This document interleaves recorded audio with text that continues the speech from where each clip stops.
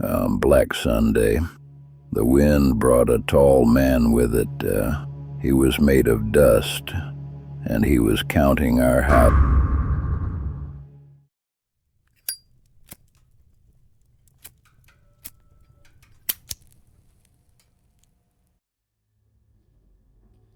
My name is on a paper in Boise City, Oklahoma.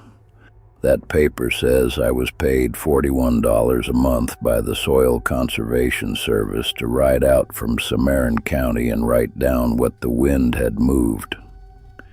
A wind witness, a man who counted fence posts after a duster, the way another man counts cattle. In the spring of '35, the panhandle was already 2 years dead. The wheat had failed in '33. The cattle had been shot in their pens by federal men in '34 and bulldozed into a pit out by Felt. By April, there was no green thing on the ground from Boise City to the Texas line, and the soil that had been 40 inches deep when my brother first plowed it was running in the air like flour through a sieve. I rode a sorrel mare called Hat. She was 11 and half blind from grit, and she did not like the wind. No horse did. They knew it before we did. They would stand with their backs to a sky that still looked clean and refused to be turned.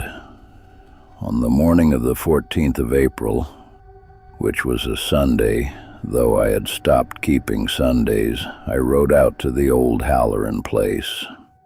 The Hallorans had walked off in February, loaded a Ford truck with a mattress and 3 children and 1 canary in a cage, and gone west to a cousin in Bakersfield. The service wanted me to measure how high the dunes had built against its north wall. I got there at noon. The sky in the north was a blue I have not seen since. A blue that was not blue, a blue that was the back of something. Hat would not go past the gate. I tied her to a fence post buried to its top wire and walked up alone.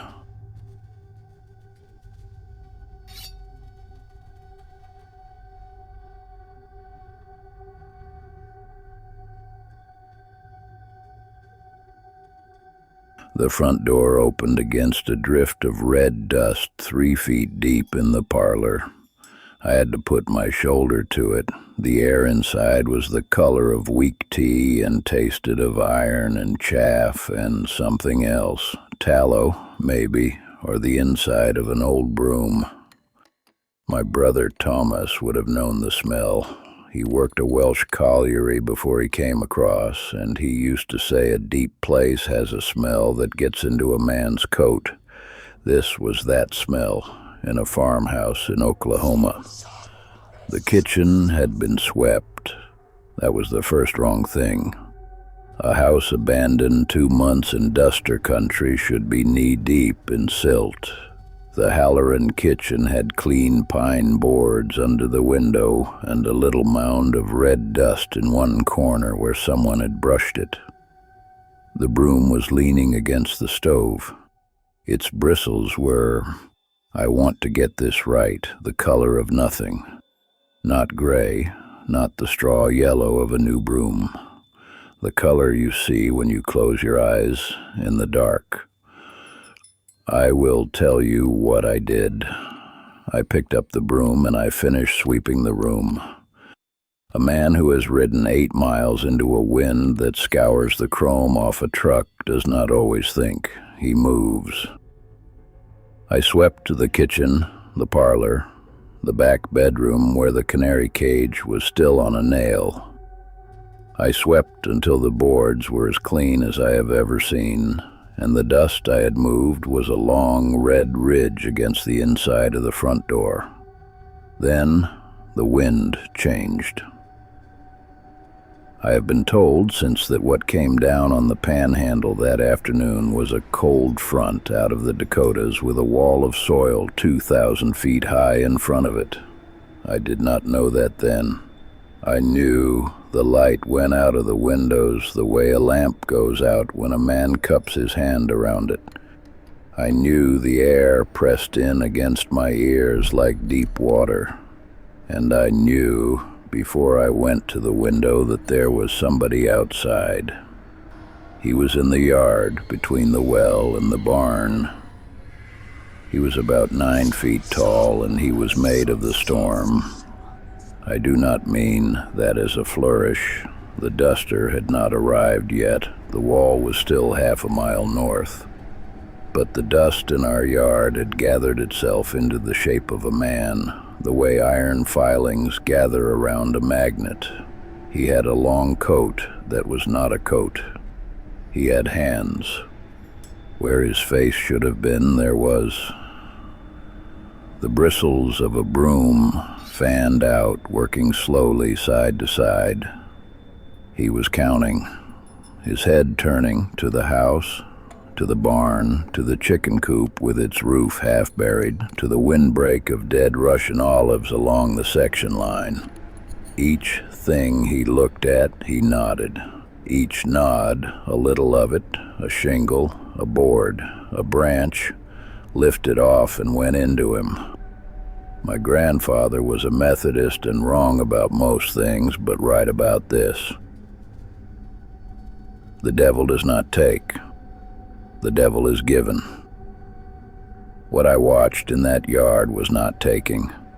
It was claiming.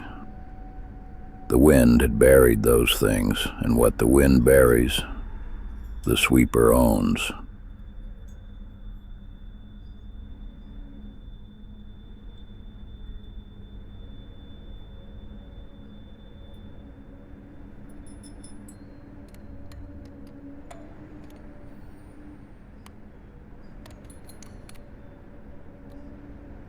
He came to the house last.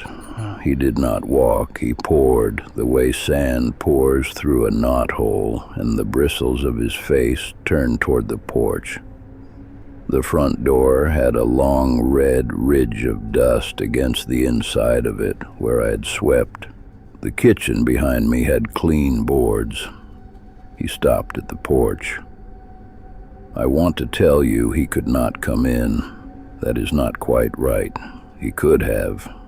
He chose not to because the rule was older than him, and he was a thing that obeyed rules, the way a tally obeys a slate, the way a debt obeys a ledger.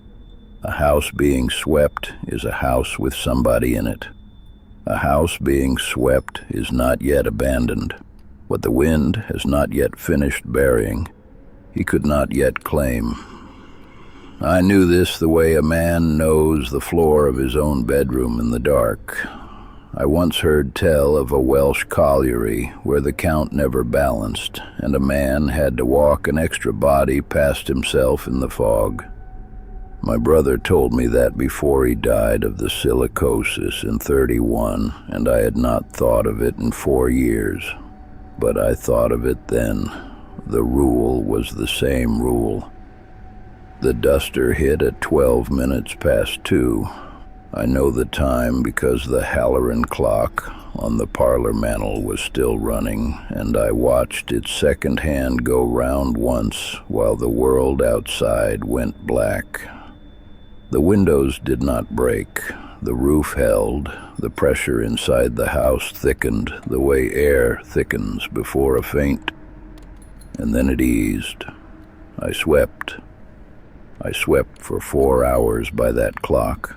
I swept the kitchen I had already swept, the parlor where the dust came in under the door faster than I could move it, the back bedroom and the hall and the porch in turns, in a circle, the way a man bails a boat that is taking on more than he can throw out.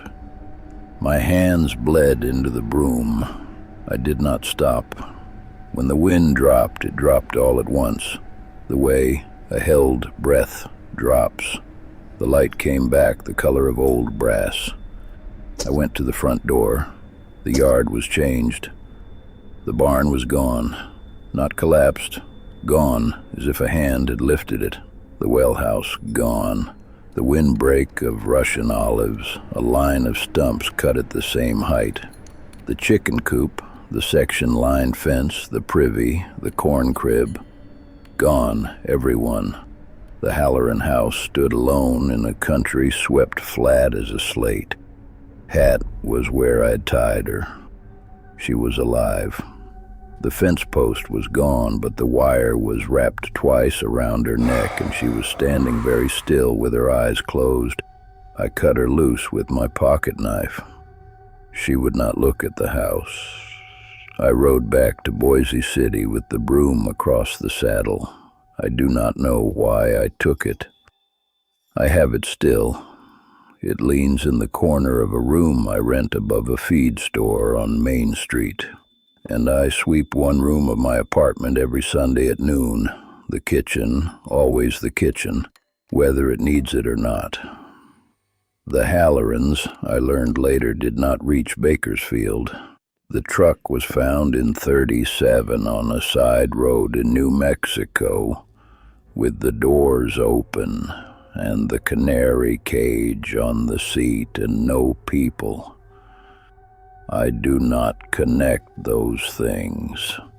I am only telling you what I know.